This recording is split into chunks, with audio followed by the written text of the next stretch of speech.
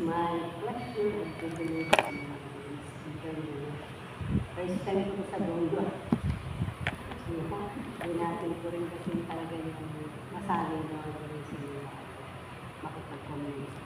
So, dito po tayo nagako sa Hebrews chapter 3.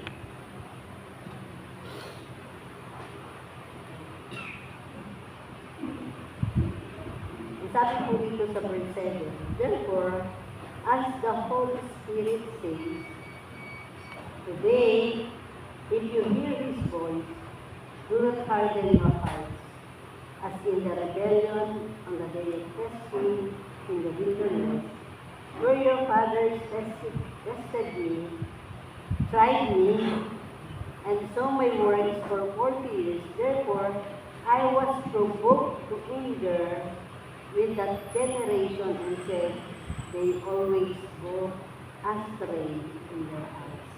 Ang Diyos po ang magpala ng kanyang ganda. Actually, pag binasa niyo po yung chapter 3 ng Hebrews, parang applicable sa yung kabuuan ng chapter. Pero, binigyan ko lang ng diin at binasa ko lang yung verse 7.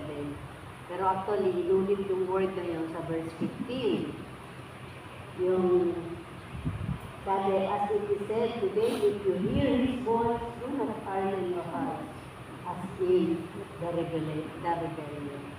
Sabi, ngayon, kung marinig nyo ang tinig ng Diyos, ay huwag mong patigasin ang inyong puso, tulad ng mga nag-rebelde noon. Itong ang background nito, kung papansinin nyo, para mabasa natin yung malilang, nasa libro ng Exodus, na kung saan si Moses, dinala niya yung kanyang bayan mula inalis sa Egypto papunta sa Promised Land. Kaya nga lang, tumagal sila ng 40 years at kung sa pagkaprato nila, nahahayag yung katigasan ng ulo ng mga Israelites kasi nga may murmuring, may mga galon. Dahil hindi naman talaga madali at minsan, kung madala sa buhay natin, pag tayo ay minuot sa pamagitan ng paghihintay, para tayo ng Israelita, nagre-reklamo, nagmamurmur. Kung kaya, dinala tayo ng Panginoon dito, today, the word today. So, ibig sabihin, matapos na yun, araw na ito, pag binasa mo itong libro na to, yung verse na to, today ulit. So, ibig sabihin, the word today, applicable every day. At ano nga ba ang ating aral, yung lesson, na mababasa natin? Makikita natin dito na kung sa panahon ng mga nanluwag tipan, si Moses ang nag-led sa mga Israelita. Pero sa atin, sa panahon ngayon, wala na si Moses. Pero dito sa verse ito, meron tayong makikita na mas higit kay Moses. Mababasa natin yan sa verse 1. Sabi rito, therefore, holy brothers and sisters, who share in the heavenly calling, consider Jesus the apostle and the high priest of our confession. He was faithful to the one who appointed him, just as Moses was in all God's household. For Jesus is considered worthy of more glory than Moses, just as the builder has more honor than the house. Ibig sabihin, pinakikita rito kung doon sa lumang tipan sa Book of Exodus, si Moses ang nagdala sa mga Israelita. Sa panahon natin ngayon, may ipinadala sa atin ng more than kay Moses, which is the Lord Jesus Christ. So, mapalad po tayo dahil makikita po natin yung word na paano gagawa ang Panginoon sa buhay natin sa pamagitan na ng ating Panginoon. Siya na yung magdadala, siya na yung magle-led na mas higher, mas powerful sa pagleled na katulad ng ginawa ni Moses. Kaya nga lang, pagdating sa verse 7, the Holy Spirit, may sinabi ang Holy Spirit, sabi, therefore, as the Holy Spirit says, today, if you hear His voice, do not harden your hearts as in the rebellion on the day of testing in the wilderness. So ngayon, sabi ng Banal na Espiritu, pag narinig natin ang tinig ng Diyos, huwag nating patigasin ang ating puso. Dahil yung mga tao noon sa nadilid o dinala ni Moses, nililigtas sila eh. Kumbaga maraming ginawa ang Panginoon. But still, pag humarap po sila sa pagsubok, talagang naggalit sila, nagre-rebel sila. Hindi nila, nalilimutan nila yung maraming nabubuting bagay na ginagawa ng ni Moses sa pagdinig sa kanila ni Moses. Kaya sa umaga po ito, mga kapatid, pinamagatan ko pong aking i-share na ito, yung the danger of having hardening heart. Yung panganib ng pagkakaroon ng matigas na puso. Talaga namang lahat ng bagay ay ginawa ng Panginoon para sa atin bilang tao. So dito, ang Holy Spirit today, sabihin, araw-araw, siya po ay nangungusap, siya po ay nagpapahayag, at isang word na sinasabi niya, pag narinig natin ang tinig ng Diyos, huwag natin patigasin ang ating puso. Amen. The word hardening, tinignan ko po rito mga kapatid.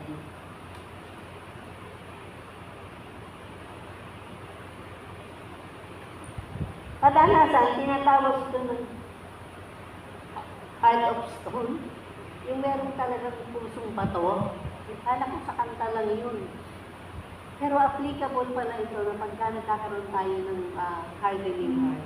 Nagiging bato ang ating puso. At sabi, heart of stone represent spiritual obstinacy, pride, and unresponsiveness to God. Pagka tumitigas talaga ang puso ng tao, hindi talaga tayo tumutubong. Nagkakaroon pala tayo ng pride.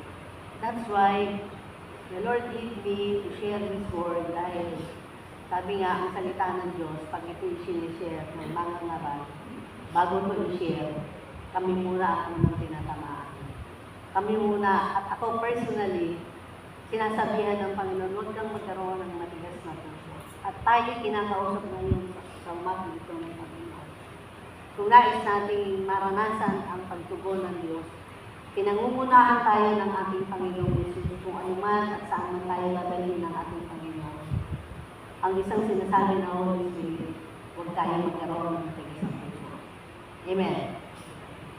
So dito, in the book of Exodus, we can see how the Israelites manifested the hardening of their heart.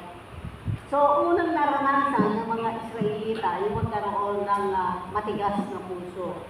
At nakita ko, nung binabasa ko po kasi maraming chapter eh.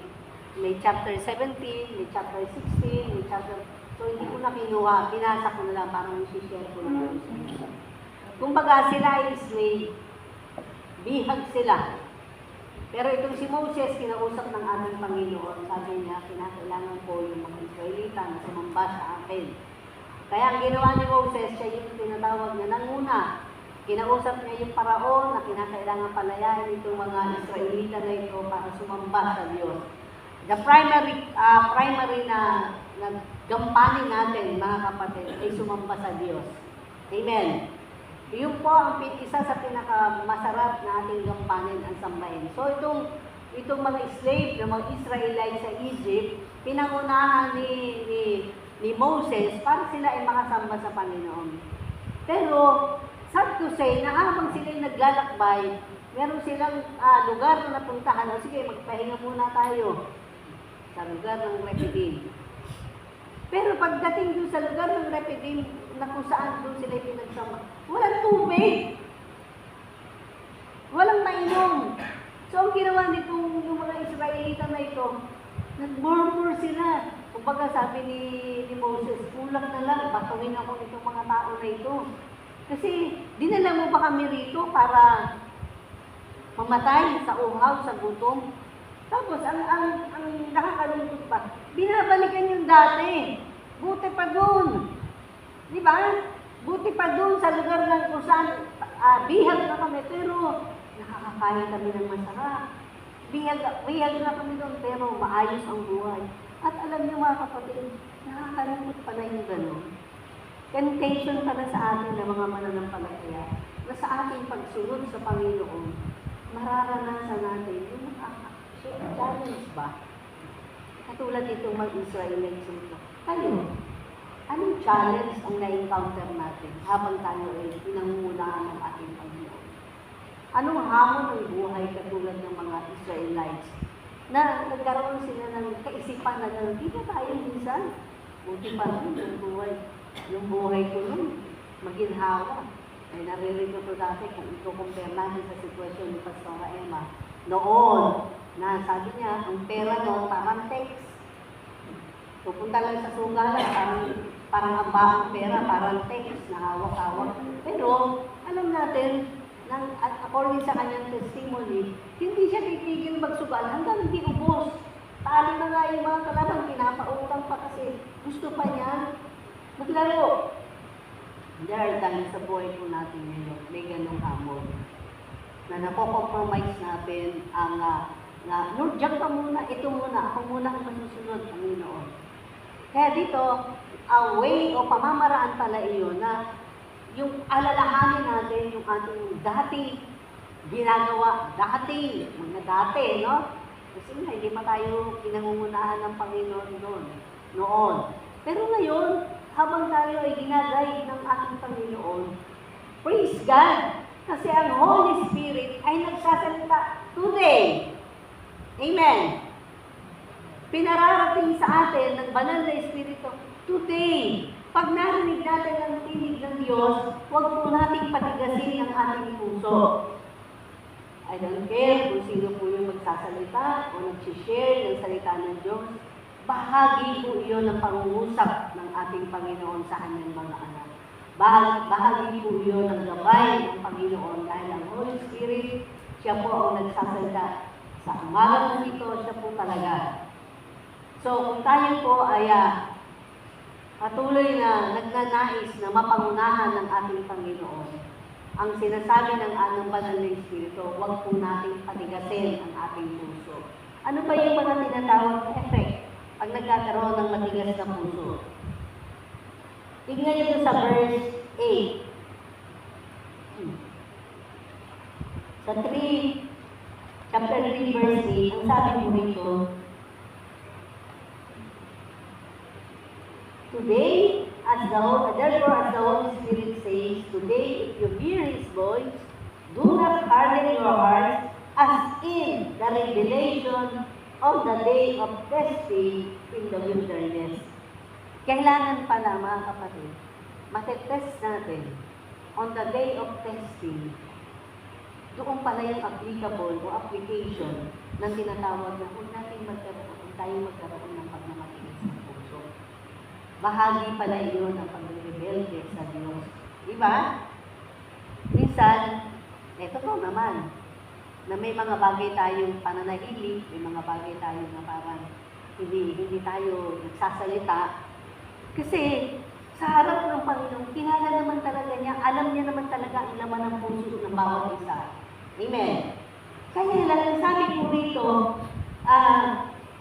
on the day of testing in the wilderness, where your fathers tested me, tried me, and saw my work for 40 years, therefore I was provoked to anger with that generation. Napuprovok pala ang Panginoon pagka yung tinatawag tayo ng testing sa wilderness, na hindi natin siya na-acknowledge. Natural pala na habang tayo naglalakbay sa mundo ito, may mga testing kapatid.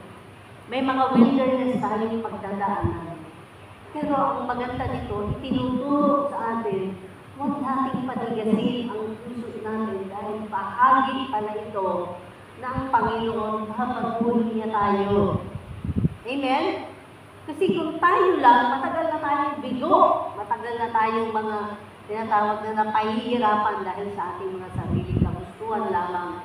Nilalakaran natin yung mga gusto natin. Nilalakaran yung mga tinatawag na sarili nating pamamaraan. Pero tignan nyo, pinangunahan na ni Moses ang mga Israelita. Pero on the day of testing in the wilderness, nag-away-away sila. They quarrel, sabi ng Hebrews. At there are times sa buhay po natin na ito pala ay pinagdadaanan sa buhay ng mga mananampalataya o mga anak ng Diyos. Dumarating pala talaga yung mga tinatawag na misunderstanding. Dumarating yung nabiblame yung leader. Sabi ng mga tao, hayaan mo kaming mamatay dito. Wala na kaming tubig, wala na kaming makain. No, yung concern ng ating buhay kapag dumadaan tayo sa ating wilderness, ang tendency kung sino-sino yung biniblame natin. But not us, but not God. So dito mga kapatid, napakaganda po ng ating ng mensahe ng Panginoon sa umaga. Nasuriin po natin ang ating mga sarili. Dahil hindi po talaga si Pastor Roche ang nagsasalita sa mga ito. Kundi ito po isang tinig na sinasabi, today, as the Holy Spirit says. Ang Holy Spirit, nasaan ba? Nasaan ba ang banal na Espiritu sa buhay natin? Sa ganitong gathering, sinasabi ng Panginoon, where 2 or 3 gather in my name, I am there in the midst of them. Ang sabi ng Corinthians, don't you know that your body is the temple of the Holy Spirit? So, lagi natin kasama ang banal na Espiritu. Every day, siya po nagsasalita. Every day, siya ay nagpapahayag. Every day, gumagawa sa buhay natin.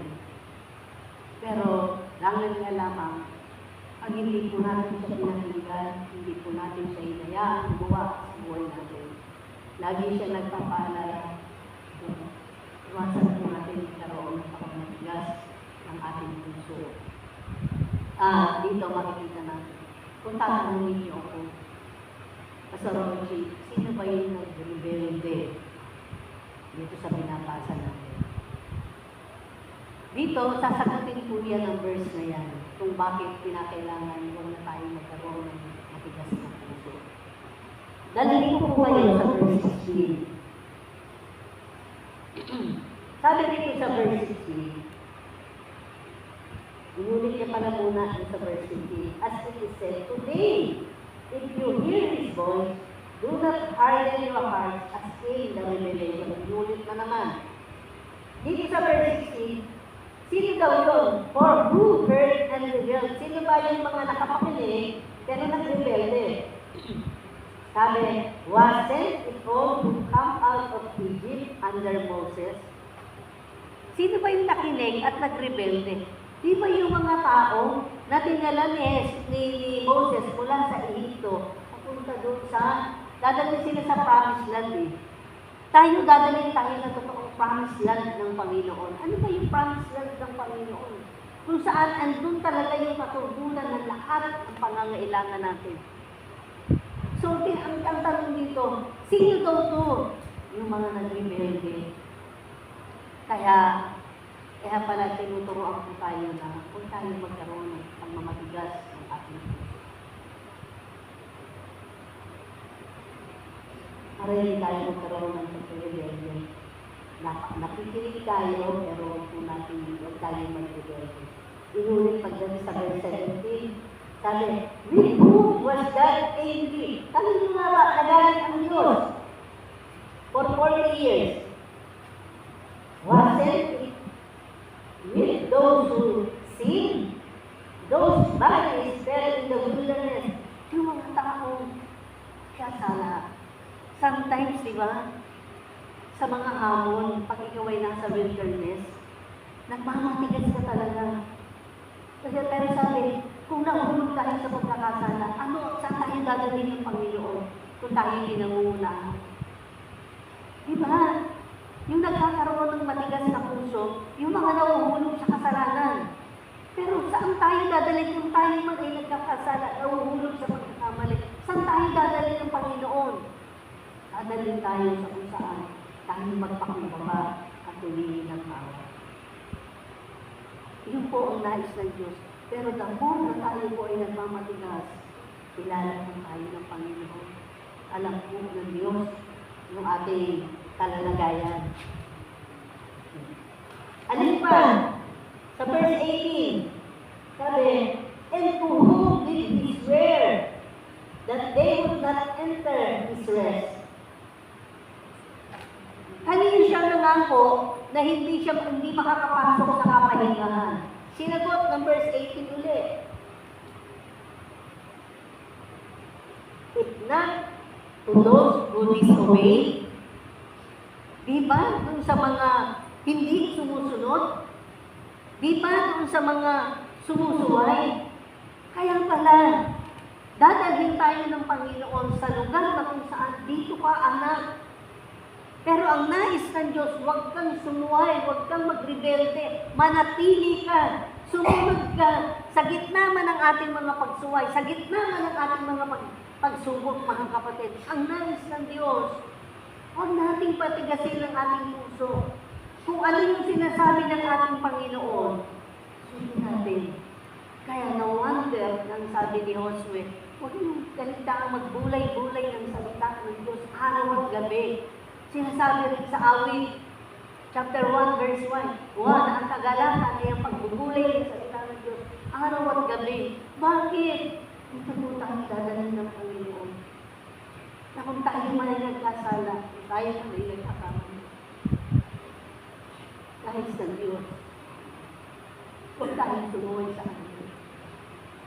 Magpakumbaba tayo. Dahil ito po ang pinakamahirap sa atin. Yung hindi na tayo makapasok sa kapahingahan. Amen? Doon sa verse 19, sabi mo dito, so you see that they were unable to enter because of unbelief. Kung hindi po tayo magpapasakop, kung hindi po natin hayaan ang Panginoon ang ating leader ng ating buhay, kaya naman hindi natin mararanasan yung totoong kapahingahan. Alam nyo sa buhay dito, mahirap po hindi natin nararanasan yung everyday in our life. Marami pong pressure, marami pong challenges, marami pong mga experience na kung saan ang mga tao, iba-iba, para tayong si Moses. Whether we like it or not, para tayong si Moses. May mga taong ini-interest sa atin. Dinadala natin sila sa paanan ng Diyos. Pero nakita niyo, iba-ibang uri ng tao ating na-encounter na minsan kulang na lang, pati tayo kailina sa kanilang amo ng buhay. Pero tayo man ay dinadala ng ating Panginoon Jesus. Siya na yung kasama natin, siya na yung ating leader. Kasama natin ang Holy Spirit. Kaya ang sabi ng Holy Spirit, today, ngayon nga, pag narinig natin ang tinig ng Diyos, huwag nating patigasin ang ating puso. All of us, as we lead people, we can tell to them today, kung naririnig ang tinig ng Diyos, huwag niyong papagtigasin ang inyong puso. Kasi sa harapan po ng Diyos, ito ay isang uri ng pagre-rebelde. At habang tayo ay nagre-rebelde, hindi po natin mapapasok, mararanasan ang tunay na kapahingahan mula sa ating Panginoon. Amen? Iyon po ang purpose kung bakit dinala ni Moses ang mga Israelites. But thanks be to God, dahil sa verse 1, ang Panginoong Jesus na po ang ating leader. Siya na po yung magdadala sa atin sa totoong kapahingahan. Siya na po yung magdadala sa atin sa totoong kasagutan ng ating mga panalangin. Siya na po yung magdadala sa atin para tayong malakasin at patatakin na habang inaakay natin, habang dinadala natin ang mga tao sa harapan ng Diyos. Praise God. Today, do not harden our hearts. Huwag natin papagtigasin ang ating mga puso. Hayaan natin ang Panginoon, siyang tunay na manguna at gumawa sa ating buhay para tayo po ay totoong patuloy na makapasok sa lugar ng kapahingahan. Alam nyo, tama lang na sinasabi papasukin tayo sa kapahingahan na galing sa Panginoon. Punong-puno po tayo ng pressure sa mundo ito. Manood ka lang ng balita o sa TV. Kahit nga sa Facebook. Imagine yung mga leader nag-aaway-away. It is because rebellion. So, wag na po maranasan ng mga anak ng Diyos na makita po ng Panginoon na tayo ay nag-rebel sa ano. Ang isang mensahe na iiwan ko po sa inyo, Ang naglilid po sa atin ngayon, hindi na si Moses. Sa Israelita lang po. Pero sa panahon po natin ngayon, ang naglilid po sa atin, wala pong iba kundi ang ating Panginoon. Amen? So, kung tayo po ay pinangungunahan ng ating Panginoon Jesus, kasama natin ang banal na Espiritu, na ang salita o tinig ng Holy Spirit today, pag narinig po natin ang tinig ng Diyos, huwag nating papagmatigasin ang ating puso. Bakit daw nagkaroon ng katigasan ng puso? Kasi may mga problema sila. Kasi may mga hamon sila. Na kahit nakita nila yung mga provision ng Panginoon, kung paano silang sa mga nakaraan pinakain, pinainom, pero dumating yung uli, hamon sa refugee na walang tubig, nagre-rebelde sila. And there are times sa buhay po natin ganito. Sa panahon ng hamon ng buhay, nararanasan natin as in, para hindi lang natin masabi, ito pala yung isang ulit ng pagre-rebelde sa harapan ng Diyos. Kaya ang sabi ng Panginoon, sumunod lang po tayo.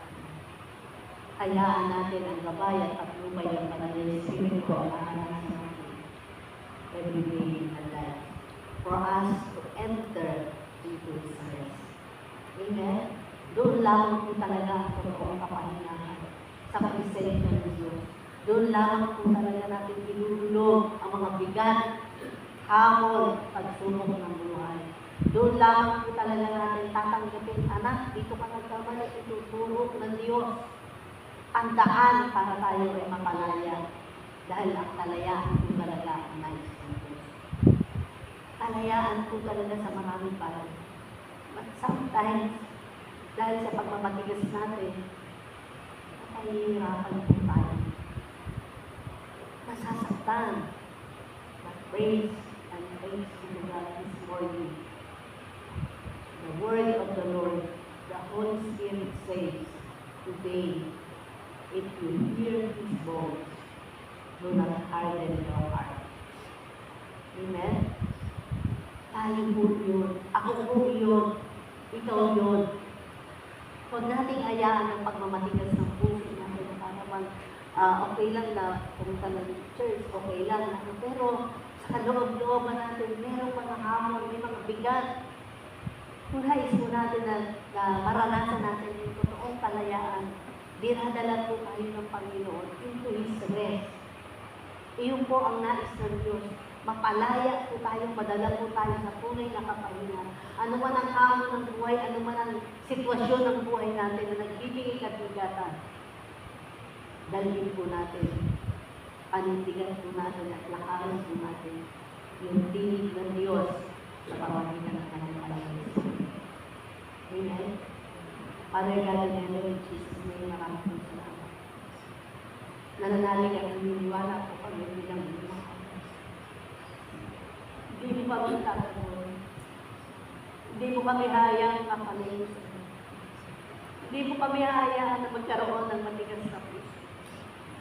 Kaya Panginoon, salamat sa mga salita na patuloy na magiging gabay at pagtubay namin para kami makaranas ng totoong kalayaan, kapahingahan sa mundong punong-puno ng hamon ng pagsubok ng buhay. Lord, nais ka namin sa panil. Nais po namin ialay sa iyo ang aming mga puso, ang aming puso. Kaya, Panginoon, ikaw ang nakasisiyasan ng puso ng bawat isa. Wala po kami.